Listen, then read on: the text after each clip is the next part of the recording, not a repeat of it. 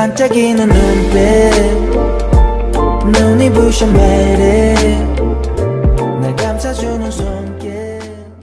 At a tense company meeting, a man stood up and declared that he was claiming his rights. Everyone turned to look. Then his wife, Jin Sang A, announced that her husband, Jeon Nam Jin, would take over the construction work because her father had collapsed. But one voice cut through the tension, Kim So-woo. Calm and confident with steady hands and determined eyes, he stepped forward and pulled out an important document. It was a government memo that Jin Jong-bae had hidden in his jacket. Kim So-woo's voice was full of emotion as he spoke. He made it clear, no one who didn't truly understand the real construction company would take it away from him. He promised to protect the company alongside Jin Jong-bae until the old man recovered. The employees in the room watched with growing excitement. Then, Kim So-woo suddenly ran to Jin Sang A and demanded the document in her hands. He asked if she had really done all of this before her father even collapsed. "I can't believe this," he said, questioning everything, especially how her mother made this moment happen. His words chilled the room. Eventually, the partnership between Jin Sang A and Jeon Nam Jin dissolved. Their faces showed just how defeated and furious they were. Back at the hospital, the three of them, Jin Sang A, Jeon Nam Jin, and Seonjussi gathered quietly. Even though they felt things were unfair, they were already thinking of ways to take the company back. With their heads low, they grumbled among themselves. Jin Sang A's voice broke with despair. She suspected her father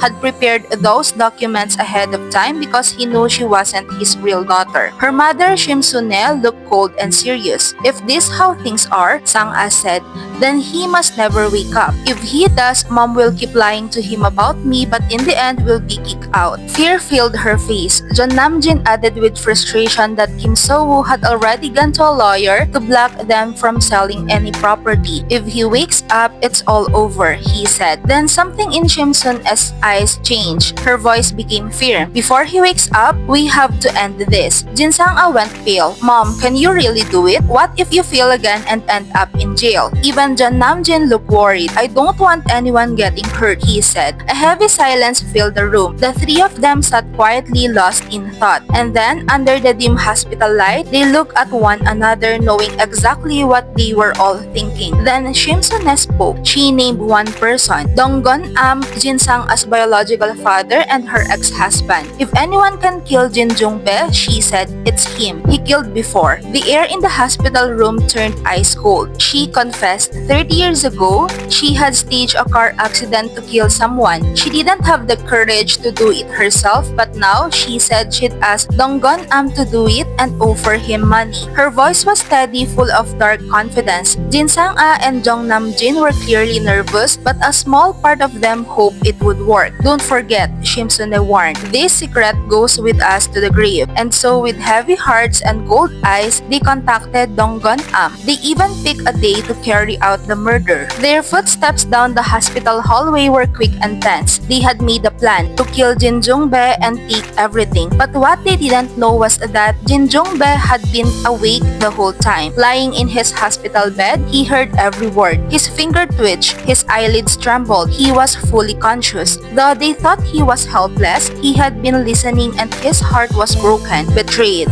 His breathing turned rough. When they left, he opened his eyes. A deep sigh escaped him. And then his sadness began to harden into something else. His face grew firm, his eyes sharp. He remembered everything, even how he killed his wife in an accident years ago. He thought of his real daughter who had grown up without her mother. He couldn't let them get away with this. Filled with pain and anger, he knew he had to act. So Jin Jong-bae called his lawyer and he called Kim So-woo. "'Cause you are beautiful."